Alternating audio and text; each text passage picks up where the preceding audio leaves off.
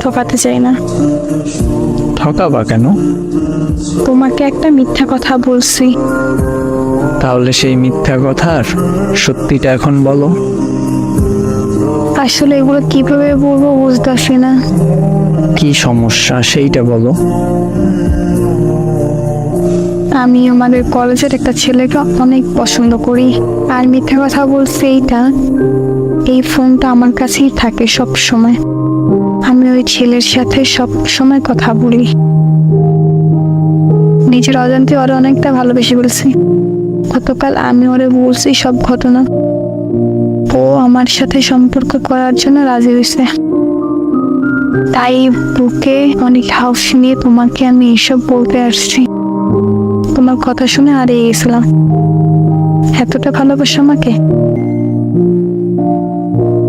ক্ষমা করে দিও আমাকে। একটা কথা কি জানো, মানুষ ঠকিয়ে কখনো ভালো থাকা যায় না। আল্লাহ ছাড় দেন কিন্তু ছাইড়া দেন না। প্লিজ এইভাবে বললো না। আমি এখন তোমাকে কি বলবো সেটাই বুঝতে পারতেছি না। এমনও মানুষ হয়।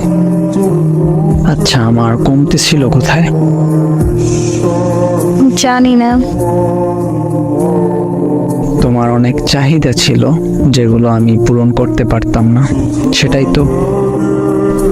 এমন ভাবে বললো না প্লিজ। সত্যি কথা মুখে আটকায় না। যাই হোক, ভালো থেকো যদি পারো আর কি। তাইলে থাইকো ভালো। অভিশাপ দিও না। না, দিব না অভিশাপ। আচ্ছা, কিছু বলার আছে আর? কেন, ঘুম আসছে নাকি? তোমার মেসেজগুলো দেখতে এখন অসহ্য লাগতেছে। আচ্ছা, আমার একটা অনুরোধ রাখবা? শেষ অনুরোধ। কি বলো? যদি রাখার মতো হয় তাহলে রাখবো। আমার যত ছবি আছে তোমার কাছে সবগুলি ডিলিট করে দাও। আমার নাম্বারটা ব্লক করে দাও। তুমি কি বোকা? তোমার মনে হয় তোমার ছবি, তোমার নাম্বার আমার কাছে থাকবে? সব মুছে ফেলবো এখনই। আমার শহরে বেঈমান প্রবেশ নিষেধ। Good bye.